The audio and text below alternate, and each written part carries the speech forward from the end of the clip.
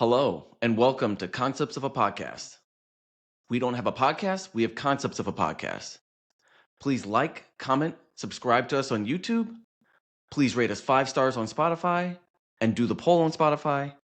And if you have any other questions or any other comments, feel free to send us an email to conceptsofapodcast@gmail.com. My name is Cowboy Bebop Crew. I'm Apex Dova. All right, and let's get into it. All right. So this is episode 12 of Concepts of a Podcast. This episode is recommended games. All right. Yeah. So what do you want to start with? Yeah, just a brief overview. This is I feel like as gamers, we have a moral, social responsibility to be able to recommend games, if that makes sense. So, this is our attempt to do so. I think this is going to be part one of 2 parts, right? Yeah. And I think we'll go over 10, 11-ish genres. We'll each recommend a game in those genres, and hopefully, if we're savvy enough, we'll have timestamps and all that stuff in the final video. If not, good luck. The other thing is these games are typically games that will help people get into these genres, entry level games essentially. So if you don't play games, maybe this might help you get your foot in the water. Yeah. For the most part, they should be mostly accessible from modern console systems, ecosystems. Some might be a little niche, and it's just it's hard to find something in that category that's meets all the metrics of being recommendable, but it is what it is. All right, so let's see. We start with first category, action adventure games, which I feel like our recommendations are actually really good introductions into games. I've seen on TikTok people play at least some of these games as their first game for the first time. So, I guess I'll go first. My recommended action adventure game, I guess it's 2 games, but it's a series, The Last of Us series. So it's topical because The Last of Us show was out. I think even the series won best game adaptation or something at the Game Awards. And The Last of Us series it's kind of weird just saying it's just a really good series. Play it, but what comes to mind when you think of The Last of Us series, Cowboy? I think it's probably the refinement of the Naughty Dog strategy of action adventure games. So they started with Uncharted games, and they kind of refined their storytelling and their action and their adventure from there. I think The Last of Us is a darker version or the darker arm of their action adventure games. I mean, their Uncharted games are more National Treasure, if you get the metaphor, get the comparison, I guess. And Last of Us is I'm trying to think of the most realistic movie equivalent. I guess maybe Road to Perdition, I guess, is maybe the closest I can think of. It's a very darker story to tell, I guess. But it's really, really good. It basically plays like a movie. The characters, the dialogue, everything works really, really well in that game. And I think it's a very good entry level game for people who are maybe more adult and not, children, of course, but it's a really, really good entry level game. Yeah, this is a really good. If you're looking for an action adventure game, it's a really good place to start. So, what about your recommendation, Cowboy? You want to get into that one? Okay, so my recommendation again, not for the kiddos, but it's a good entry level game. The God of War series. The long and the short of it is it's basically a Spartan warrior who gets kind of screwed over by initially the Olympic or Greek gods and basically goes on a tear of vengeance against them. And then the later games are him kind of going up against what is it? Not Greek gods, against Norse gods. Sorry. Yeah, In the later the Norse games. pantheon. Yes. The action, the storytelling, the gameplay are literally top notch. It's made by Santa Monica Studios. It's a really, really good game. You only can find it really on PlayStation and maybe PC at this point. But it's really, really, really good as an action adventure game. Yeah. Are you recommending the whole series or just The entire series. okay, that's fair. Yeah. Yeah. I mainly played of that, I played the most of the 2018. I don't know if you call it a well, it was a continuation of the story, so the relaunching, whatever. But yeah, it's really good. Yeah. All right. All right. So what's Next up. next? We got action RPG. So I guess I'll start Okay. with this one. So my accessible game in the action RPG category was Kingdom Hearts. It's a game that started out on PlayStation 2. It's basically a merger of, or kind of like a merger game of like Disney and Square Enix, where their characters kind of like inhabit these different worlds, and you kind of go between different Disney worlds. It's a game that's accessible not only for adults but also for children. It's got a decent story, although the story could be a little bit confusing at times because of all the different. It's split across multiple different games across multiple different platforms, and to piece together all the stories sometimes can be kind of confusing. But gameplay's good, the music's pretty good. Overall, I think it's a fairly accessible game for the action adventure genre. What do you got? All right. My action adventure or action RPG recommendation is Diablo 4. And it's I recommend it because the core gameplay of Diablo is, especially Diablo 4, is really good.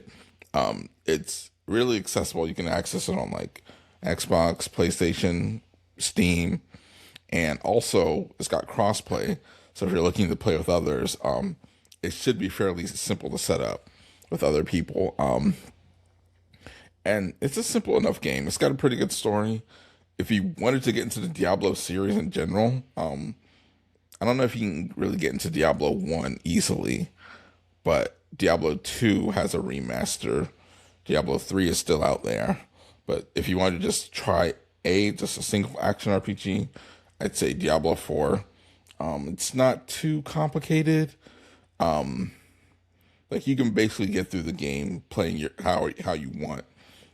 There's adjustable difficulties, so like if it's too difficult, you make it easier. But it's nice as a game because you get rewarded more for challenging yourself, which is pretty cool. Yeah. But yeah, I think it's got a really cool story. I don't know. I know there's some Diablo veterans that don't like it as much, but I wouldn't even consider myself a Diablo veteran. My first Diablo was Diablo 3, but I don't know. I really like it. I really like it. It gets seasonal updates every 2 or 3 months. So you get a new way to play the game and it feels fresh. And getting used to the seasonal updates is kind of annoying. Or it's kind of, at first it can seem kind of annoying because you're starting with new characters every time. But once you play it enough, you kind of start to see the vision and it makes sense. So, yeah. Yeah. Yeah, it's also accessible in the sense of it's multiplayer, like you said, and like worst case scenario, you can also get carried through certain content if you really have to. Yeah. But yeah, Diablo Yeah. is a nice game. Yeah. Diablo 4. All right. So, of the turn based RPGs, as far as accessible, I'm gonna go with. I have two things right now, but I'm just gonna go with the first one, Unicorn Overlord. A, because it doesn't get enough love, and B, because like it's also I think it's got adjustable difficulties, but like it should be pretty manageable for pretty much anyone to play. But it's such a good game. Oh my gosh, like it's a turn based RPG, and you play with like you create these squads of units that like you customize these squads of units. There are various types like cavalry and infantry and archers and mages and just all kinds of different types of units. You put them together in a squad of like I think 3 to 5 characters per squad. If I remember, there's like a front line and a back line, Hmm.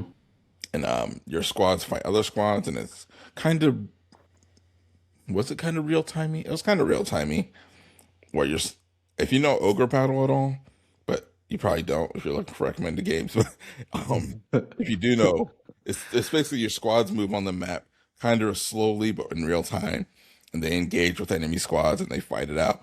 and then the loser losing squad gets pushed back or gets affected in some way. But yeah, it's a really cool game.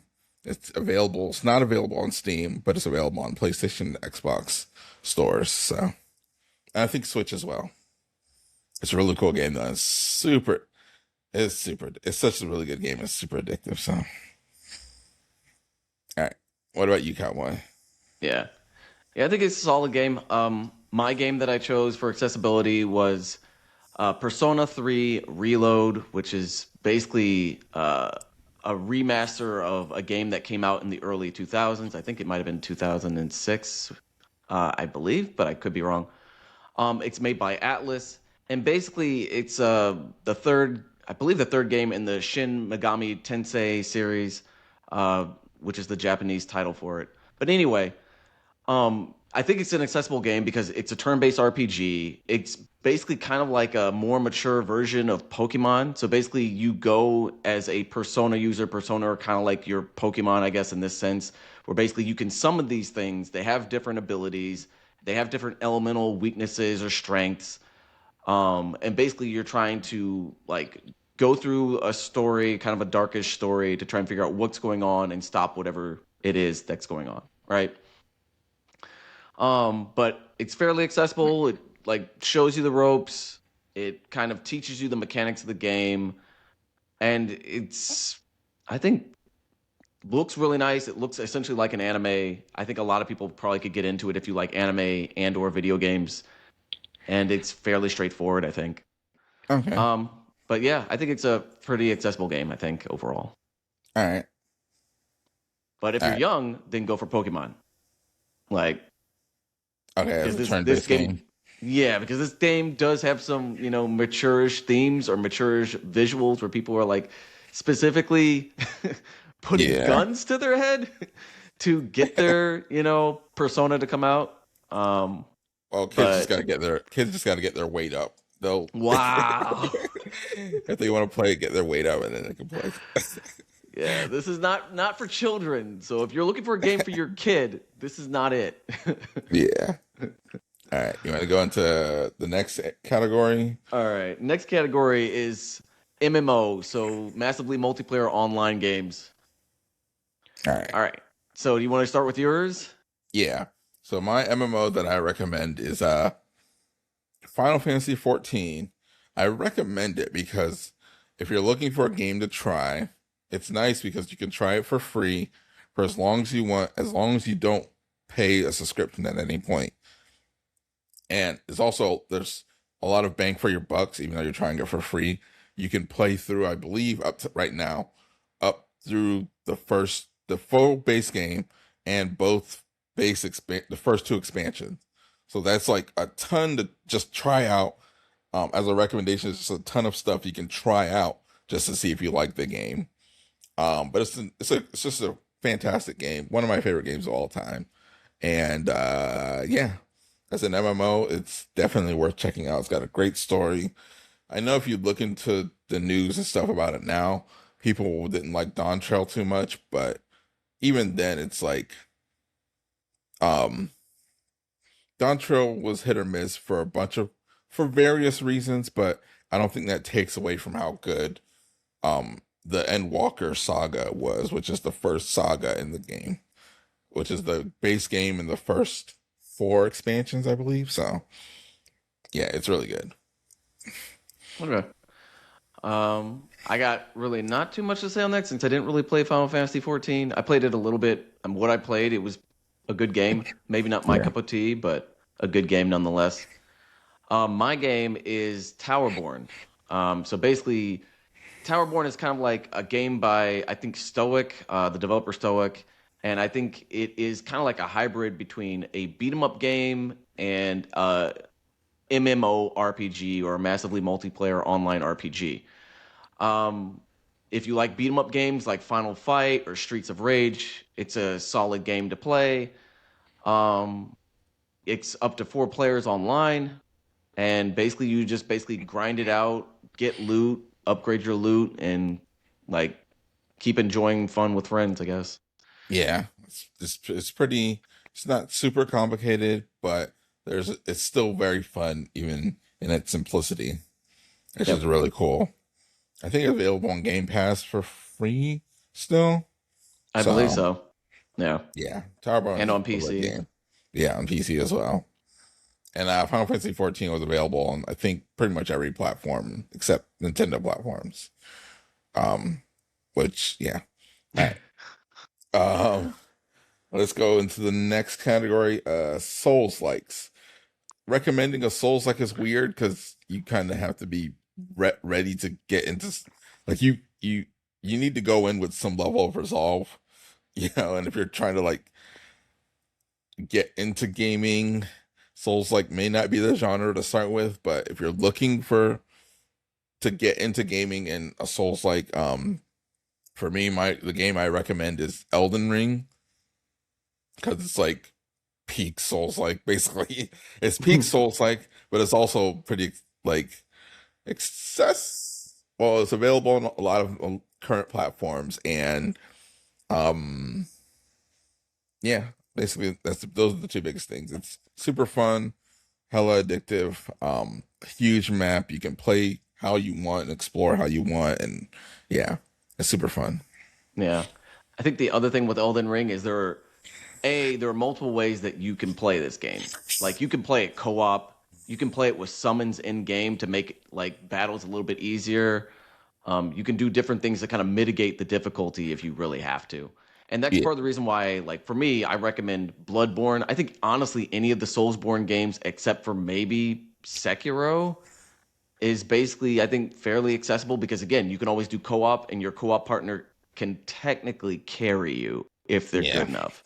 Or you guys can work on it together and kind of trade off aggro or hits on the enemy to try and like win that way if you really need to. yeah, But mine is Bloodborne. It's basically a Soulsborne game in like a Lovecraftian gothic universe, essentially. It's really, really good. Story's good. Music's amazing. The game is super difficult, but again, if you're playing with a friend, it can make it much easier because you can kind of double team things. yeah. All right, All let's right. go. So then Yeah, the go ahead. next category is third person shooters. What do you got? All right. So my third person shooter um could have been an MMO recommendation as well, but I just threw it here because I needed a third person shooter option. But I mean, a lot of games cross genre, so whatever. But my third person shooter recommendation is Warframe. A, because it's free, so like, no economic barrier to entry there. And B, because it's a fantastic game and it's super fun and space ninjas and yeah, it's super fun. Um it it can be kind of what's the word? Like obtuse to get into. Like it's kind of tricky to understand. Um, but the community is super helpful and stuff. So even if you go in by yourself, never having played anything, if you can figure out the chatting and the chat system, there's like all kinds of people who will be willing to help and stuff. Um, it's a super friendly community. Been around for 10 years, but I only just got into it this year, but I'm hooked. But yeah, it's a great game, great shooter, especially the further you go, it becomes more and more fun as you have like all kinds of warframes and weapons and stuff. And yeah, it's super cool. Yeah. Yeah. I think I played it for a little bit. It's definitely fun. I think I got distracted by a ton of other games, but maybe at some point I'll go back to it. Yeah, But yeah, it's a pretty good game and definitely good as a free game as well. yeah, Um, my game is Gears of War 1 and 2 specifically. These are games made by Epic Games, kind of reinvented the third person shooter or reinvigorated the third person shooter genre. Um, really, really a lot of action. The gameplay is very tight in the first two or possibly even three games. The story is pretty decent, although it can be a little bit campy at times. Um, and it's got multiplayer, like not only co-op, but it also has like PvP multiplayer as well, and some PvE multiplayer in the second one with the yeah, horde mode. yeah. So Oh, go ahead. No, I was just like Gears is a great game. Like I think it's the at least story campaign is co-op. I don't know if you can do like up to 4 players, I think maybe it's in the two later players in the first game. two. Yeah, but Yeah. it's a great co-op game. But it's also a great single player. So yeah, Yep. Gears is great. All right. Um, let's see. What do we have next? Oh, first person shooters. Okay, you All want to right. go What's your? ahead? Yeah, I'll go ahead. So for my first person shooter, this is kind of a hybrid game, but it's the Outer Worlds. Basically, it's a game by Obsidian. They made Fallout New Vegas. They also made Knights of the Old Republic, the second version of that game, or the sequel to Knights of the Old Republic one. I believe it's called the Sith Lords. But either way, it's a hybrid first-person shooter and RPG. And part of the reason why I say it's accessible is because again, it has difficulty levels that you basically can choose. You get a party of people, and basically you can customize them to your like however you feel. You also can customize your own character and what they're good at or not good at, however you feel. So basically, you can kind of play however you want. And it's just a good story or a fairly decent story about probably capitalism is my guess. I haven't finished it yet, but I'm working on it. Um, and it's just an overall pretty solid game. Got humor, got action, got adventure, got exploration, a lot of stuff to like. Got it all. Yep. Yeah, and then my recommendation for first person shooters is the finals. I don't know if it's available on Nintendo platforms like the Switch, but I'm pretty sure it's available on Xbox, PC, and PlayStation. And I do believe it has crossplay between all three of them, so you can play with anyone on those platforms. And it's low key. It's like a super underrated shooter. Like it's really good. Um, I wish I had more time to play it more, but there's just so much other stuff I want to play. Um, but it's a really good shooter. It's free. It does a lot of things really well in terms of being a shooter. Like the gameplay shooting mechanics are tight. It's got a bunch of weapons which feel diverse and viable. It's got destructible environments. It's got team play, so you can either go and like it's called the finals because you go in with like a team of like three, and you guys compete in like a shooting game show s game, and you try to get to the finals, the final round, and try to win. But it's got really cool like game modes. Like cash out is a really cool mode, and it does a what it does really well. So if you're looking to try shooters, I mean, I recommend it. Like honestly, I'll say also just don't go into Call of Duty. Like just try the finals. If you've never played a shooter before, if you're looking to try shooters, the finals is great. It's free too, so as long as you have some system to play it on, there's no barrier to entry there. So yeah, the finals is great. Okay. All right. Next one, Metroidvania. So these Metroidvanias are kind of like they get their namesake from like the old Metroid games and Mhm. Castlevania, where they were like platforming, side-scrolling games or side platforming games where you explore a map, you kind of get power-ups that help you explore more. Um, Yep. it's an older game type, I guess, or game genre, but it's still very fun even to this day. And of the Metroidvanias, I recommended Bloodstained. There's a lot of good ones. I had a ton of options to choose from, but I said Bloodstained because I believe it's available on pretty much every platform, and it's pretty fun. It's got some interesting stuff, some unique mechanics, but it's a cool take on the Metroidvania formula. So, yeah, Yeah, that's and I believe it was made by the guy who made Castlevania as well, yeah, which also was like really really helpful for designing that game. yeah, Um, my pick was Guacamelee 1 and 2. fantastic games. Yeah. So basically, Guacamelee, the long and the short of it, or the long story short, is it's a Metroidvania with a like Mexican luchador theme, essentially. So the main character becomes basically like a luchador, and he gets these superpowers basically through this mask that he puts on. And basically, the first game, you're trying to save his love interest, and you basically get different power ups, and you go through the game to try and beat the final boss and save your love interest. The accessibility part of the game is, you know, it can be played by kids, teenagers, adults. It's not super graphic. It's not super vulgar or anything like that. It's very bright and colorful. And then the other piece of it is that it could be played multiplayer, which is also a great thing as well. So accessibility from multiple different fronts. Yeah, Guacamelee is great, especially the co-oping it. It's like it's just super fun. Like I don't think there's too many co-opable Metroidvanias. Um, so yeah, that's a super cool feature of it. Yep. Um, our next genre is racing. You want to Yes, talk about yours? yeah. So my recommended racing game is I always get the name a little confused, but Sonic Racing Cross Worlds.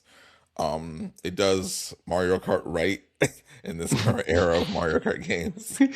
Um, don't. This is where I say don't listen to the Game Awards. They didn't know what they were talking about because World should not have beaten Sonic Cross Worlds. That just shouldn't have happened, especially given how much like issues World had.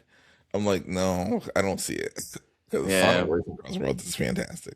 Plus, you, it's like it's got cross play, so you can play with anyone across all the different platforms too, yep, including the Switch. So yeah, yeah, yes.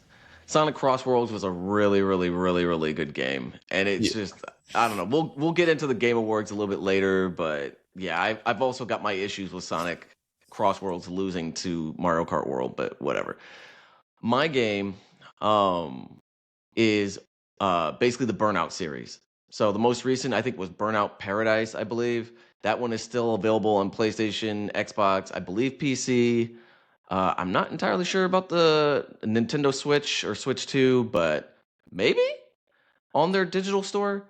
But maybe. the Burnout series is basically a series where it's a racing game, but the gimmick in this racing game is crashing into other people or making other people crash, right? It's basically like kind of like a very aggressive competitive racer where you're trying to outrace your competitors, but also you're also trying to make them crash into different environmental objects, or like slam them into other cars.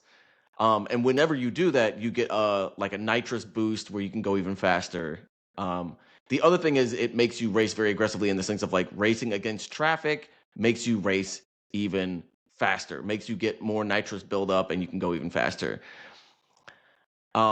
I think it's honestly a great game. It's an interesting mechanic that works really, really well in game. Now, it might not be the best for somebody learning how to drive, but I mean, Burnout, it's got great music, it's got a great music soundtrack, and the gameplay is amazing. So I would definitely recommend it to anybody who wants to get into a racing game. Yeah, Burnout's great. All All right. right, we got two categories left. It looks like. All right, I'll go into the next one. We've got battle royales. Now I don't play too many battle royales, but there's one that's like king of the hill, king of the battle royale. So just for completeness sake, or I don't know what you would say, whatever sake, Fortnite, king of battle royales. If you're looking for a battle royale, not even a game in general, it's free and it's fantastic. I'm not gonna hate on Fortnite, even though I don't play it too much or at all. But Fortnite, if you're looking for a battle royale, it's a third person shooter kind of battle royale. But yeah, Fortnite's great. Yeah. I mean, I've got nothing to say really about Fortnite. I played it story mode way back in the day. It's not personally my cup of tea because well, at least the shooting and building Fortnite part is not my cup of tea. The shooting part probably could be, but it's just maybe I'm old or something. It's just too much, too many actions Yeah, per minute for overstimulating. me. Yeah, I'm just like I can't get into it.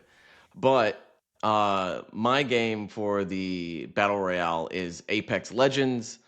It's basically a battle royale game where you're placed on a map with I don't even know, maybe like 60 to maybe 100 people or something, and you're trying to be the last team standing. So it's a team based game. Typically, you're on a team of like 2 to 3 people, and you're trying to survive, loot, and kill the competition, or outlast the competition. Yeah. Really, really good game. Every character in the game is unique. They have different powers, and like you can use these powers to either scout other players out or to kill them more efficiently, or buff your own team or Yeah. yourself, I guess. Yeah. Apex Legends is a great. I played it a little with Cowboy. I think after we got our first win, we kind of were like, we're retiring. We're retiring on top. The game is mad stressful. I'm not gonna It's lie. super stressful. Like, oh god, it's a little too stressful for me. But maybe you're looking for that kind of stress. So, Oh all man. right. Our last category is party games. Um, I think we have the same thing, unless you want to change your recommendation. No, my recommendation's different. So, Okay. uh, Well, I guess I'll go with mine first. go So for it. my game is the WarioWare series. So basically, it's just a collection of mini games with the character Wario. It's basically on Nintendo consoles. Wario is kind of like I don't even know if he started off as a parody character to Mario. He's basically like Who a knows? very kind of like vulgar version of Mario who kind of like farts, picks his nose, does other like crazy things. And he's kind of like an antagonist to Mario in the Mario games at least. But in WarioWare, he's kind of like the star of his game, and they have just a ton of mini games that you can play either single player or with friends. And it's just I don't know, it just switches it up so often that it keeps it entertaining and spicy. What is WarioWare available on? So it's available on currently the Switch 1 and Switch 2 because it's backwards Okay. compatible. Okay. I Yeah. may check that out. Um, my game is the latest Mario Party. I think it's just called Mario Party 8 or something like that. I have played it and it is fun. And if you can tolerate Mario Party, it's fun enough. The super buddies or super pals thing is kind of busted, but where you can get an extra helper or an extra character that does additional die rolls. I think they even use additional items or something. It's super busted. And it's super annoying because like you can reach the character, reach their space, but you still have to fight over that character. It's Mm. but if you get that character, it's busted. But yeah, it's a Mario Party game. It's a party game. I don't play too many party games, but of the party games, I guess I would recommend it. Yeah. So Yeah, Mario oh Party is yeah, one of those games where, like, honestly, you're probably gonna lose some friends yeah, you're playing killing some friends. playing that game. Yeah, you lose some social currency or something. Yeah. All right, any Um. closing remarks or final thoughts? No, I think that's it. That's the episode. All right, So again, guys, thanks for watching. This is Concepts of a Podcast, episode 12, recommended games, part one. Um, please like, comment, and subscribe to us on YouTube. Please rate us 5 stars on Spotify and do the poll on Spotify. And again, if you have any questions, any comments, feel free to send them to conceptsofapodcast@gmail.com. I am Cowboy Bebop Crew, I'm Apex Tova. and we're out.